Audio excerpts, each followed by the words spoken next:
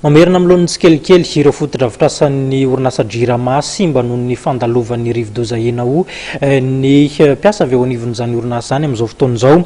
Ny tany amin'ny tapany avaratra no izany hoe ny tao an-tanànan'ny Nantala tao no ahitana foto-drafitrasa simba be indrindra. Toy izany ihany koa ny faritra rehetra nandalovan'ity rivo-doza ity. Toy izao ny akom-baovao. Taoriny fandalovan'ny rivo-doza Enao miezaka manarina ireo simba any amin'ny faritra ny orinasa Jirama. Anisan'ny tondra faisana tamin'ny fandalovan'ny rivo-doza iny ny tany Antala, betsaka ny andro-jiro ny anjera, betsaka ihany koa ireo fil tapaka. Vokatra izany misy ireo manararoatra mangalatra ireo fitaovana ireo.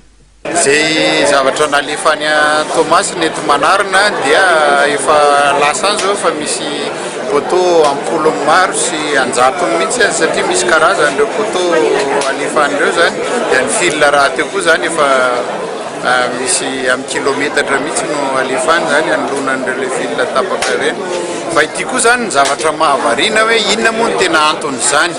Tsisy olona afaka hampiasa fil ny Jirama ny tranony fa dia misy mangalatra an'ireny le fil latsaka amin'ny tany ireny ary le maintimainty iny ihany tena angalaran-jareo hatratia Volobe zao dia tahaka an'izany misy fil 300 metatra mahery no misy mangalatra.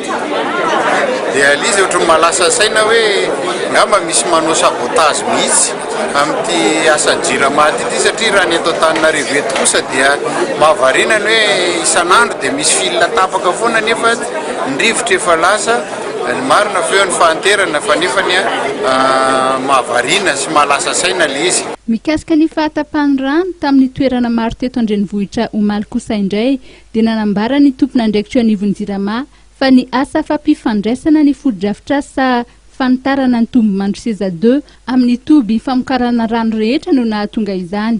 Omaly Ariva moa no niverina amin'ny laoniny izany famatsin-drano izany.